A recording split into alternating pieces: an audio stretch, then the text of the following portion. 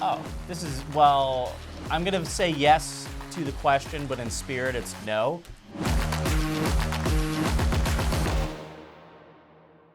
Welcome to On Deadline, the Washington Examiner's political game show. I'm Tiana Desher. And I'm Christian Daytalk.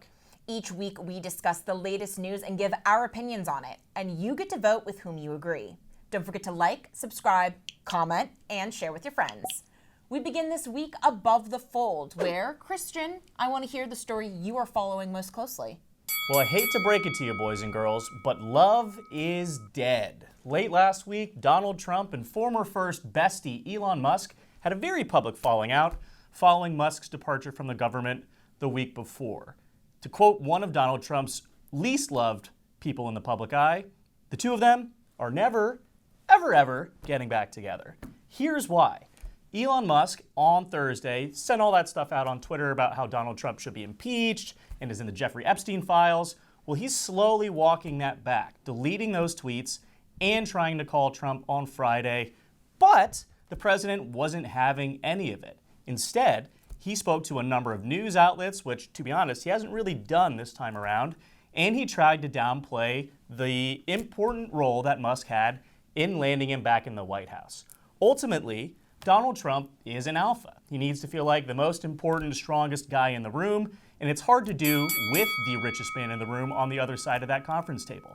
Furthermore, Elon was getting in fights behind the scenes, and we do know now that Trump thinks this is over because he's warned him against getting into political races on the behalf of Democrats. I mean, the issue is that Elon had everything to lose and Trump didn't. And Elon made a couple of fatal errors. One, the advisor never wants to outshine the monarch, right? Because what we're dealing with like high Shakespearean tragedy of, let's even say A Man for All Seasons. We're dealing with Thomas More, Thomas Cromwell versus Henry VIII. You can't ever be bigger than Henry VIII.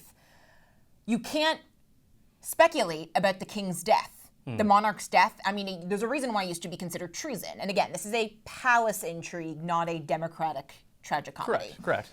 And Elon saying, Trump's only president for 3.5 more years and I'll be around for 40.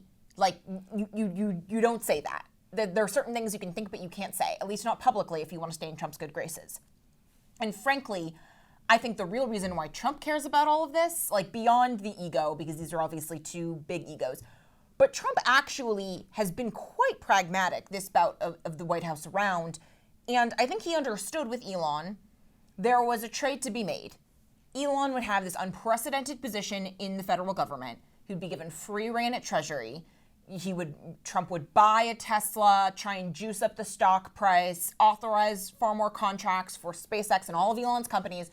And in exchange, Doge had to find real savings as pay-fors for the big, beautiful bill. And Doge did not, because as it turns out, the big issue with the federal government is not waste, fraud, and abuse, as Elon was thinking of it. It is, and remains, as we have discussed many times, the structural explosion of entitlement spending.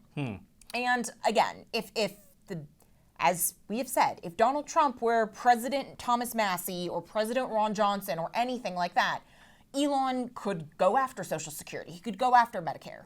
But you have President Trump who has spent 10 years in the public eye promising he's not going after those two entitlements. So Medicaid is all there is. And then it was supposed to be Doge. But what has Doge found that can be codified for 10-year savings of at least $1 trillion? Zero, really. And look, I want to say I agree with you on the merits, but I actually kind of got to push back a little bit. I don't ever think this was like a performance review of the job that Elon was doing at Doge. I mean, we've seen Donald Trump forgive any number of egregious errors, even in this administration. Shout out Mike Waltz, shout out Pete Hegseth. You guys are probably on the chopping block next, but that's not, here nor there. Elon was making mistakes, and he was publicly running into conflict with Donald Trump, Scott Bessent, perhaps even more importantly, the man behind the scenes, and sort of trying to salvage Donald Trump's tariff policies. And look, ultimately, Elon Musk outwore his welcome. Donald Trump saw an opportunity there, and he was willing to be subservient, even if it was just to let Elon suck up all the incoming fire from the media and from Democrats. But there's no juice left to squeeze out of him, right? He doesn't need anything from him anymore. He's not running for the presidency again in 2028, and he doesn't need $250 million to backfill that campaign, right? So ultimately, Donald Trump is fickle. He will show you loyalty if you show it to him, but the second you get out of line, off with their heads. I mean, again, shout out Henry VIII. This is like a through line with us today. This wasn't actually about Musk failing to deliver on the promises, which, for the record, he wasn't campaigning. He didn't need to say, we're going to find $1 trillion in waste in year one. So he set that bar way too high for himself. This was always about star power and Donald Trump being willing to share the stage if he's getting something out of it, but as soon as it's more problems and, that performance is sending the reviews down the drain, you're done, son. It's not an only thing. It's not that if he had been super successful at Doge and everything else was a dumpster fire, he would be 100% safe. It's that being actually good at your job is a pretty good hedge against negative coverage. Think about, so you mentioned Pete Hegseth, who is, the media has had knives out for Hegseth since before he was confirmed. Mm-hmm. Say what you will about Hegseth, but military recruitment has met its fiscal year recruiting goal faster than it has in over a decade. Yeah. And that goes to, and Pete Hegseth, I don't know if he's great at being a Pentagon chief, but he sure does a good job doing it on TV. And that actually, this is one department where it does matter because you need human bodies to sign up. It's not the whole job, but it's a very important part. Elon didn't really have that. I don't know what, and look, I am sympathetic to anyone that's going through the 15-year life cycle of being a Tea Party Republican that begins with ardent enthusiasm and belief we can cut trillions in spending and ends with hating everyone, yourself, the government, but first and foremost, the Republican Party for constantly disappointing you. But the, college libertarian Tea Party Republican who is wildly disappointed with the GOP is usually not given free rein at the Treasury. Yeah, that's true. There's actually one important point I meant to make. Elon Musk's drug use. This is the elephant in the room. Yes, we knew about it ahead of the Trump administration coming in January, but the New York Times wrote a piece the day he left office, and I have it on good authority that, I'm not going to name names, but senior members of the president's staff were literally printing out these reports. Yeah. Donald Trump, of course, being a famous teetotaler based on his older brother's unfortunate path with addiction. I have to imagine he's willing to overlook a ton of sins, but if you are partying it up in EEOB or even in the White House, when you're supposed to, again, be identifying hundreds of billions, if not trillions, in savings for the government, you're done. So, Tiana, what's the big story you're focused on this week? Last Friday morning, ICE executed 3 immigration raids across Los Angeles. These were largely criminals that had already been flagged by the White House as the quote-unquote worst of the worst. They included Jose Cristobal Hernandez Butron, who was a convicted robber from Peru, Lionel Sanchez Laguna, a convicted child abuser from Mexico, Quan Chan Phan, a convicted murderer from Vietnam. Naturally, because everything Trump does is bad, a bunch of immigration protesters decided to riot. Not outside of local law enforcement, but outside of the federal building of downtown Los Angeles. By Saturday morning, you had rioters stoning police across Los Angeles County, more people coming up, lighting things on fire. So what was the response almost a full 48 hours later? Donald Trump called in the National Guard because you cannot try and destroy a federal building. You cannot be attacking federal law enforcement and be allowed to do so with impunity. And the narrative that is broken out has been Donald Trump is the one escalating this. Christian, I think this story, more than the left is crazy and the left loves rioting, is the fact that the left is willing to incinerate its credibility when it comes to immigration, rather than saving their fire for if the Trump administration actually does go after peaceful DACA recipients or family separations. If you are willing to burn all this ammo to protect convicted murderers and child abusers, why would anyone in the center of the country believe you when you then are going apoplectic over the family separations? Look, the left has clearly lost the narrative when it comes to the immigration debate in this country. I agree with you 100% on that. But I do disagree with the idea that Donald Trump isn't sort of escalating this thing or intentionally inflaming the people who are on the ground either protesting or rioting, which I do want to draw a strict line in the sand. Of course. If you are destroying property, if you are literally calling rideshare apps and then setting the cars on fire as soon as they arrive there, Or shutting down a freeway. Yeah, if you're shutting down a freeway and preventing hardworking Americans from going to their jobs. Let alone ambulances. Yeah, this is a problem that the left has had. And actually, no, not the left. The right also. Shout out January 6th. But I want to talk about Donald Trump and Gavin Newsom in particular because I think they are the two men at the center of this. Donald Trump, I might disagree with his decision to call in the National Guard rather than urging state officials to, restore law and order, first and foremost. But once you start sending in Marines, that's a very different situation than anything we've seen over the last decade where violent political demonstration has become the norm on any number of issues. The Trump administration has flat out told us one of the, driving forces behind this big shock and awe deportation agenda is to scare people. And especially, again, in a political climate where protesting and eventually rioting has become commonplace. In a city like Los Angeles, which has a lengthy history of violent political demonstration, like, what did you expect to happen, right? This is a natural recourse of what the Trump administration has told us they're going to do.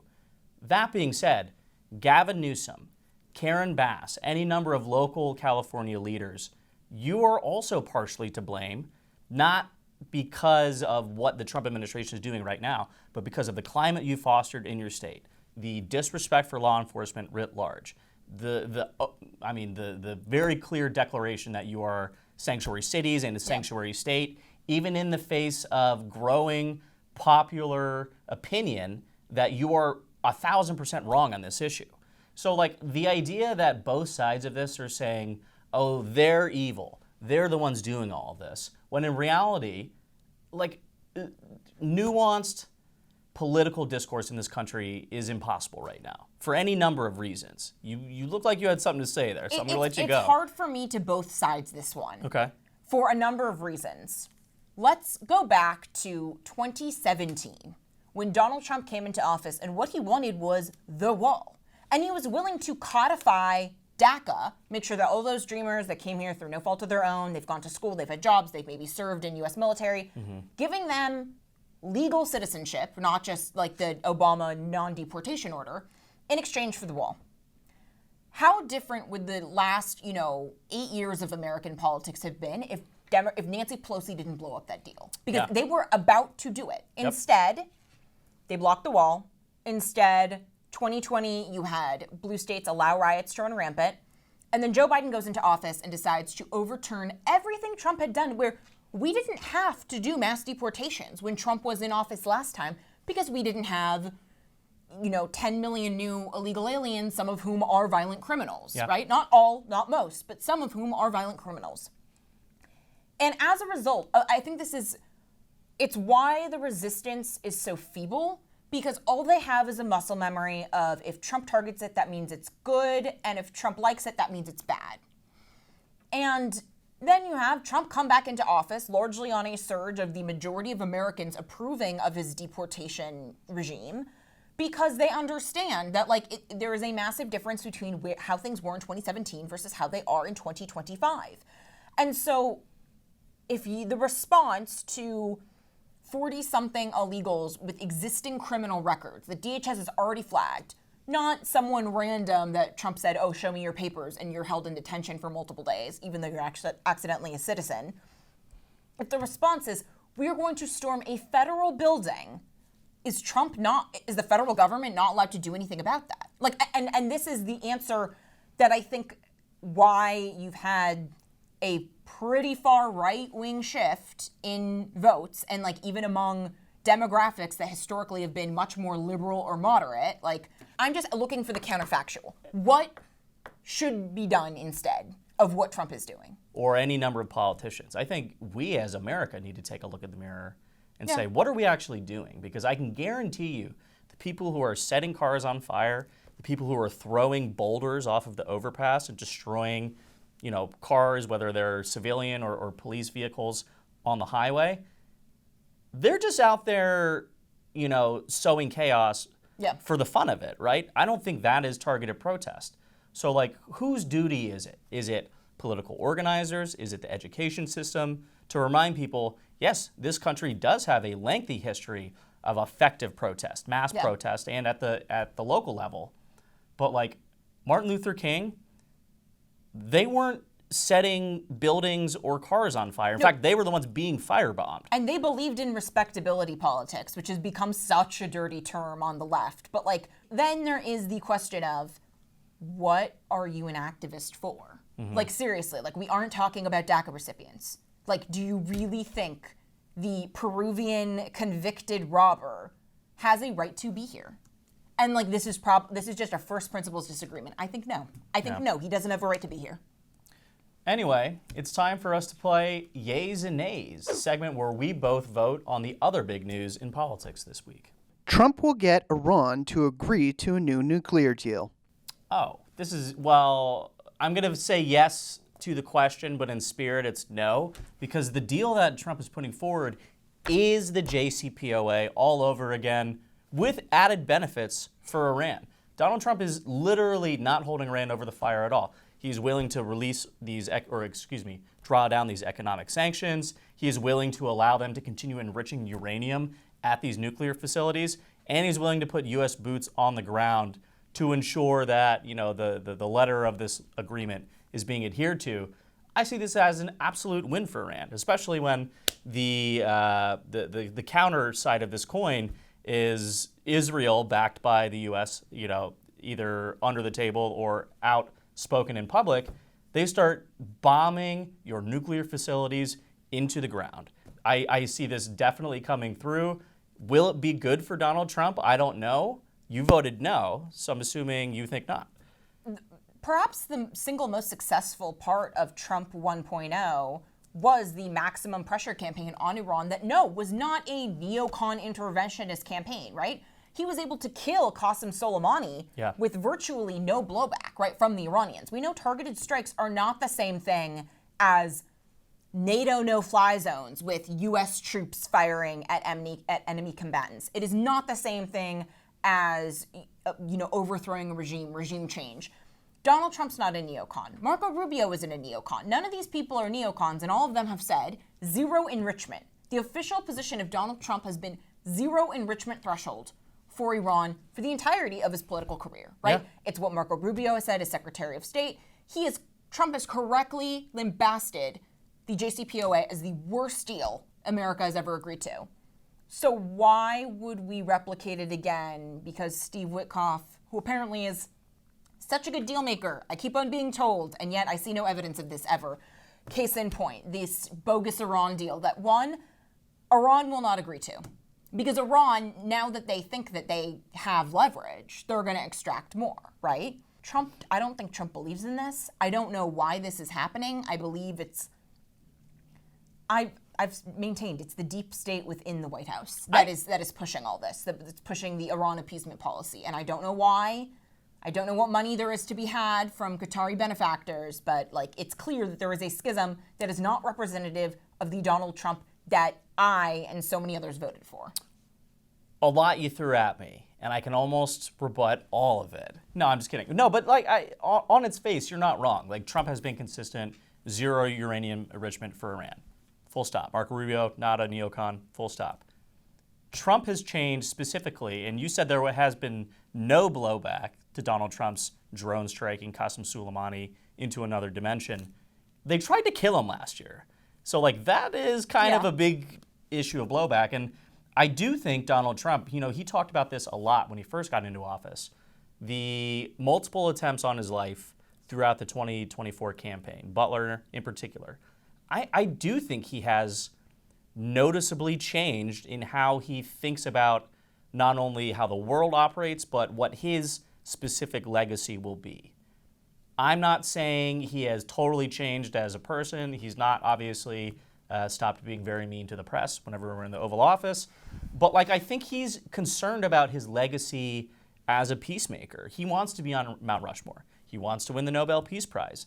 I think he sees an avenue right now, given all of the bad PR that Israel has pursuant to the war in Gaza and fluctuating public sentiment about that specific war, not just right now, but over the last, almost 2 years at this point in time. and he sees an opening. And I do think Donald Trump has never been one, he's not a strict adherent to any type of political catechism or anything like that. He is willing to do things that you do not expect if it will benefit him. And I've also learned to take Donald Trump at his word. You can say what you want about, his constant spewing of misinformation, his flip-flopping on issues, but if Donald Trump is saying something consistently out loud, I think he's serious about this. And to be honest, he's going to get something that he wants when it comes to international affairs. I guess I just wonder about the incentive structure. Sure. What incentive is there to make that the cornerstone of his peace agenda? Because his Arab allies don't want it, right? Saudi doesn't want it. Nope. You don't even have the UAE that wants it. The only people that want it are the Qataris, Well, right? I was going to say, and we do know how much money Qatar is spending in Washington now. There's great reporting on washingtonexaminer.com. You should go check that out if you haven't read it already. It's his domestic allies in Congress don't want it. His domestic allies on TV don't want it. It's Tucker Carlson and the Qataris that want this. Two people that Donald Trump loves listening to. and that's true, but it just, already in the first term, the Abraham Accords were going such a long way to cementing more peace in the Middle East and more progress on that front than we had seen in a quarter century. I agree. And that was with and because of the maximum pressure campaign on Iran. So, I wonder when we will get the Iranian equivalent of Trump's Truth Social, Vladimir, no. Stop. Vladimir, stop. Now it's time for us to fill in the blank. Blank is the real issue with Biden's autopen scandal. This is difficult because I have so many problems with Joe Biden that are linked to this issue specifically. But I think really he's not the problem. So I'll say nothing is the problem with Joe Biden's autopen use. I disagree with the use of scandal, even though I told our super producers to use it. But look, every president used the autopen. Every lawmaker used the autopen. We know about this. The real reason, I have a problem with Joe Biden's presidency is because he was way too old and, didn't actually camp or govern the way he said he was going to on the campaign. But the problem with this entire discussion, and the reason we're talking about it today, is Republicans quite literally are spending time to investigate, how old is he? 82 years old? An 82-year-old man who has severe prostate cancer for pardoning members of his own family. Is it gross? Most definitely. Is it illegal? We know it's in the Constitution. And it's not actually hurting anyone. There's so many problems in this country right now that Republicans could devote their majorities on both sides of Congress to pursue. And instead, Ed Martin, who was too crazy to be the U.S. attorney in D.C. and is now in some bizarre pardon office over at DOJ, they're like, yeah, we're going to go after the Biden crime family and all this stuff. It's like, dude, you did this with Hillary last time around. You're just hiding the ball to try and distract your base from how truly terrible virtually everything else is going.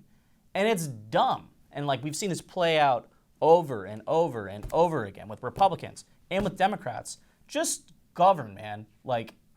I'm really losing patience here. Work on the issues that actually matter, that are negatively impacting people, or in an avenue where you have real hopes of improving the situations of Americans across the country. No one cares about investigating this senile old man. Just do better. Okay. Not to sound like a parody of myself, but the real problem is the media. Okay. Because look, Biden's entire staff who worked for him personally or worked for the office of the White House, their job was to be loyal to him. Yeah. And we already know the elected Dems absolutely disgraced themselves given their intentional lack of curiosity about the president's clear mental decline. And to an extent, that's just the incentive structure of politics. If you believe we don't want to change horses midstream, Joe Biden, by his admission, had a DEI hire as his vice president who was polling terribly, dropped out of the 2020 primaries before Iowa. That all fits within, you can see that incentive structure and how it's logical, and I'm not saying it's good or moral, but that's politics, babe. What was unacceptable and what continues to be probably the bigger cancer on the American electorate is the complicity of the media. that you had for 4 years were conspiracy theorists, were ageist, were ableist for talking about it's stutter. It's just a stutter, right? Cheap fakes, liars, charlatans, hacks. And like, we were right. Like, what is it about, like, oh, I'm not a neurologist. I can't say if the president was in a clear decline. Well, guess what? 77% of Democrats polled by the New York Times knew that Biden was in clear mental decline before the 2024 election. They knew that before the debate. We all saw it with our own eyes, and we had a media that was trying to gaslight and failed. And that's part of why, like, you know, used car salesmen do better with trust among the public than the press. And so I think I understand we want to have investigations over who the hell was running the country for the last 4 years. I think as far as it pertains with like national intelligence, like were there breaches of secure intelligence? That is a question I want to see answered by Congress. That is a question I would hope that internally you have law enforcement looking at. The autopen, the president has such vast powers anyway, and the autopen being one of them, matters less. But like the real issue of how do we make sure this never happens again? Look, I'm cynical. I assume that politicians on both sides of the aisle are going to be dishonest, and I think that like Democrats are going to be dishonest and dumb. Where I theoretically expect there to be some level of competence and curiosity would be in the press. Because guess what? Your ratings are in the toilet anyway. So you might as well start doing some actual journalism that isn't just Orange Man bad. And I would hope next time around there would be a little more curiosity and a little less accusations of saying that all of us that saw what the rest of the country saw were being conspiracy theorists. Yeah, I'm going to get on my horse for a little bit. I think that's been a big, first of all, I agree with you, everything you're saying. I would have no problem with the Republicans investigating the, you know, actual intelligence sharing apparatus inside the White House. Was Joe Biden getting the PDB? You know, were people making decisions involving sensitive information that weren't elected to the White House? Yeah, that's a real issue. Did Hunter Biden have access to it because he did not have security clearance? Sure. So James Comer, investigate that. No one cares about the autopen. Moving on, though, I think I would actually disagree with your claim that the media failed at covering up Biden's health, whatever you want to call it. I think they were spectacularly successful until the debate, when there were however many million eyes watching that in prime time, and they're like, oh, this guy's brain is a bowl of oatmeal. We can't have him in the White House. So like, that's my main problem. There were tons of people in the media asking questions about Biden's health. I asked questions about it in the White House press briefing when I was there, because it was so readily apparent to us who were paying attention to this every single day, right?